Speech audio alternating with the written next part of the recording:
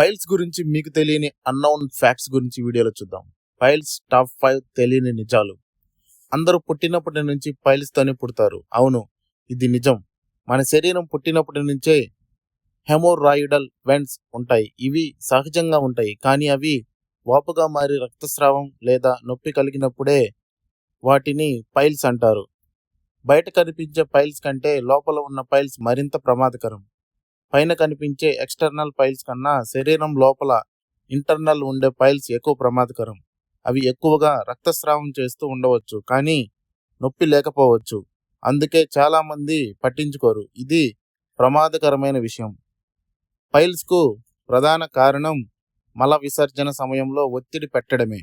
చాలా మంది అనుకుంటారు మసాలా ఆహారం వల్ల పైల్స్ వస్తుందని, కానీ నిజమైన ప్రధాన కారణం టాయిలెట్లో ఎక్కువ సమయం కూర్చోవడం, ఒత్తిడి పెట్టడం, టాయిలెట్కి వెళ్ళినప్పుడు మొబైల్ చూడడం, కబ్జం మరియు మలాన్ని బలవంతంగా తీయడమే. పైల్స్ పురుషులకే కాదు, గర్భవతులకు కూడా సాధారణం.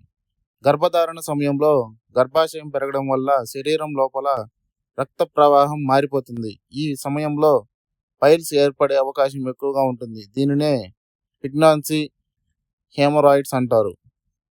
పైల్స్ నయం కావచ్చు శస్త్రచికిత్స అవసరం లేకుండానే. ప్రాథమిక దశలో ఉన్న పైల్స్ను ఎక్కువగా జీవనశైలి మార్పులు, మంచి ఆహారం, తగిన నీరు తాగడం వలన మల విసర్జనలో ఒత్తిడి పెట్టకపోవడం వంటివి తగ్గిపోతాయి. శస్త్రచికిత్స అనేది చివరి దశకు మాత్రమే అవసరం అవుతుంది. కూరగాయలు, పండ్లు మరియు పీచు ఎక్కువగా ఉన్న ఆహారం తీసుకుంటే పైల్స్ సమస్య తగ్గుతుంది. అలాగే రోజు తక్కువగా అయినా నడక చేయడం, అలాగే నిద్ర బాగా పోవడం నివారించేందుకు ప్రయత్నించడం చాలా అవసరం. ఈ సమాచారాన్ని మీ మిత్రులతో కూడా షేర్ చేయండి. చాలామందికి దీనిపై సరైన అవగాహన లేకపోవడం వలన చాలా ప్రమాదాలు జరుగుతున్నాయి. మీ ఆరోగ్యం మీ చేతుల్లో ఉండాలి అంటే మన ఛానల్ని సబ్స్క్రైబ్ చేసుకోండి. అలాగే లైక్ చేయండి, షేర్ చేయండి.